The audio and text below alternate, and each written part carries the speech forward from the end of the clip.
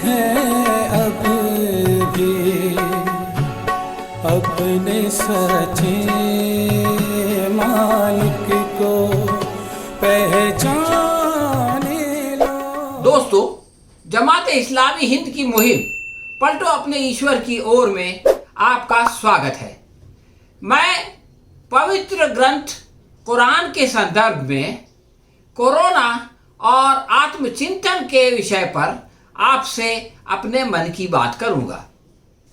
दोस्तों, कोरोना की महामारी ने हमें ईश्वर का स्मरण करा दिया है। इस आधुनिक युग में कोरोना से पहले तो हम उसे भूल ही गए थे। इस भौतिकवादी काल में तो आध्यात्मिक मूल्यों का महत्व समाप्ति हो गया था। इसमें सामान्य जनमानस केवल इस दुनिया के बारे में चिंतित रहता था। धर्म और संस्कृति में उसकी रुचि बहुत कम हो गई थी। ईश्वर, प्रेषित और पारलौकिक जीवन की सफलता इत्यादि इश्यू हमारी नजरों से ओझल हो गए थे। ऐसा प्रतीत होता था कि मानो इंसान ने मशीन बनाई, वो उसको इंसान तो नहीं बना सका, परंतु स्वतः एक बेजान मशीन बन गया। पवित्र कुरान में इस जीवन शैली का परिणाम यह बताया गया है कि थल और जल में बिगाड़ फैल गया, स्वयं लोगों ही के हाथों की कमाई के कारण, ताकि वो उन्हें उनके कुछ करतूतों का मजा चखाए, कदाचित वे बाज आ जाएं, यानी सुधर जाएं।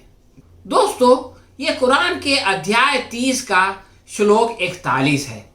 इसमें यह बताया गया कि ये जो बिगाड़ जल में, थल में, हर जगह हमको दिखाई देता है, ये दरअसल हमारे अपने हाथों की कमाई है। ईश्वर ने हमें ऐसा जीवन व्यतीत करने के लिए नहीं कहा था, लेकिन हम लोग खुद स्वार्थी हो गए। हम लोग खुद सिर्फ अपने बारे में सोचने लगे। हम लोग दूसरों को एक्सप्लॉइट करने लगे। तो जब हमने यह जीवन शैली अपनाई तो इसका नतीजा ये निकला कि हर तरफ बिगाड़ फैल गया, और ये हमारे अपने हाथों की कमाई थी। तो इसके कारण जो मुश्किलात आई, इसके कारण जो यातनाएं आई, इसके लिए ईश्वर जिम्मेदार नहीं है, बल्कि हम जिम्मेदार हैं। और ये यातनाएं हमारे करतूतों की वजह से आई है। चूंकि हमने दूसरों को दुख देना शुरू कर दिया, दूसरों ने हमको दुख देना शुरू कर दिया, दूसरे भी दुखी हो गए और हम भी दुखी हो गए। तो जब ये माहौल बन गया और समाज में बिगाड़ फैल गया, तब जाकर के इस तरह की मुसीबत आई, जिसने हमें आत्मचिंतन पर मजबूर किया। और ईश्वर इसका कारण ये बताता है कि ऐसा इसलिए हुआ ताकि तुम अपने आप को सुधारो, अपना रवैया ठीक करो, दूसरों के साथ अच्छी तरह मिलो, और तो वो भी तुम्हारे साथ अच्छी तरह मिलेंगे और एक अच्छा समाज बनेगा। तो दोस्तों, ये जो कुछ भी हो रहा है, ये हमारी अपनी इस जीवन शैली का परिणाम है। दोस्तों, पवित्र कुरान में कारून का एक उदाहरण दिया गया है। मैं वही उदाहरण आपके सामने रखना चाहता हूँ। पवित्र कुरान कहता है कि निश्चय ही कारून मूसा की कौम में से था। मूसा एक प्रेषित थे। उनके ज़माने में उन्हीं की अपनी कौम का, उनके अपने समुदाय का एक बहुत बड़ा धनवान आदमी था कारून। फिर उसने उसी के विरुद्ध स्वर उठाया, यानी जब उसको धन मिल गया तो वो अपने प्रेषित के खिलाफ हो गया। और ईश्वर उसके बारे में बताता है कि हमने उसे इतने खजाने दे रखे थे कि उसकी कुंजियां, उसकी चाबियां एक बलशाली दल के लिए भी भारी पड़ती थी, और वो उसको लेकर के इतराता फिरता था। तो जब वो ऐसा करता था तो उसकी कौम के जो समझदार लोग थे, पढ़े लिखे लोग थे, उन लोगों ने उससे कहा कि इतरा मत, अल्लाह इतराने वालों को पसंद नहीं करता। दोस्तों, आप खुद सोचें कि जो कुछ कारून करता था, जिस तरह से वो अपनी धन संपत्ति पर इतराता था, क्या हमारी हालत भी वैसी ही नहीं थी? क्या हम भी जो कुछ भी ईश्वर ने हमको दिया है उस पर इतराते और अकड़ते नहीं थे? तो अगर हमने भी कारून का रास्ता पकड़ा तो जो कारून का अंजाम होगा वही अंजाम हमारा भी होगा, और ऐसा ही कुछ हमारे साथ भी हुआ। फिरौन को उसकी समुदाय के लोग समझाते थे कि जो कुछ अल्लाह ने तुझे दिया है उसमें से तू आखिरत यानी परलोक के घर का निर्माण कर। यहाँ पर जो कुछ भी धन संपत्ति हमको मिलती है वो इसलिए मिलती है ताकि हम इसके जरिए से उस दिन की तैयारी करें जब हम ईश्वर के समक्ष हाजिर होंगे। तो यही बात उसको समझाई जाती थी और उससे कहा जाता था कि दुनिया में भी अपना हिस्सा मत भूल, यानी ये जो धन संपत्ति है इसको अपने ऊपर खर्च कर और अपने जैसे उन इंसानों के ऊपर, उन लोगों पर खर्च कर जो कि इससे वंचित है। और उसको ये भी समझाते थे कि और भलाई कर जैसे कि ईश्वर ने तेरे साथ भलाई की है।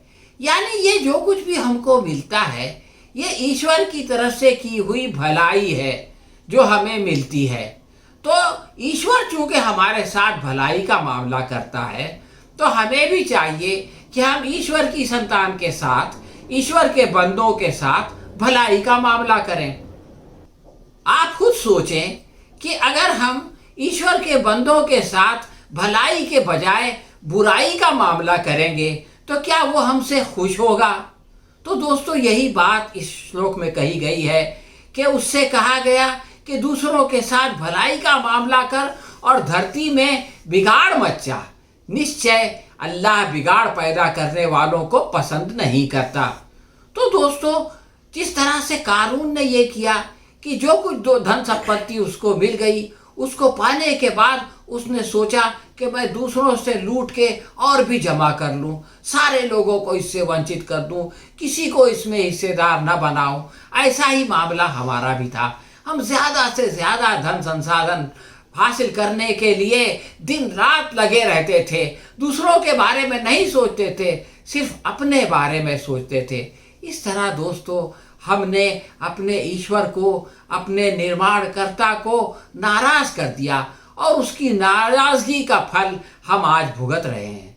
तो दोस्तों जब ये कोरोना की महामारी आ गई तो हमको ये एहसास हुआ कि ये जो हमारी जीवन शैली थी वो सही नहीं थी। हमने आत्मचिंतन किया, हमने अपने बारे में सोचा, अपने जीवन के बारे में सोचा, इस दुनिया के जीवन के बारे में सोचा, इसके बाद जो परलोक का जीवन है उसके बारे में सोचा, और अपने ईश्वर के बारे में सोचा, और उसके दूसरे बंदों के बारे में सोचा, और जो हमारी जिम्मेदारी है, जो हमारा कर्तव्य है उसके बारे में सोचा।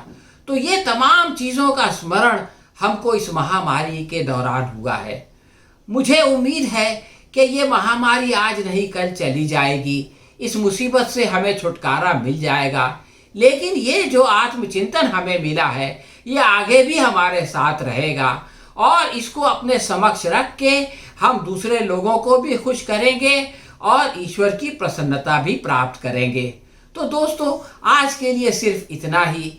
फिर दूसरी मर्तबा जब हम मिलेंगे तो पवित्र कुरान के कुछ और उदाहरण पर बात करेंगे। इसलिए आज अनुमति दीजिए। धन्यवाद। सोचे धरती चांद और सूरज कौन बनाने वाला है, सोचे फूलों से गुलशन को कौन सजाने वाला है, क्या है हकीकत जाने लो, क्या है हकीकत जाने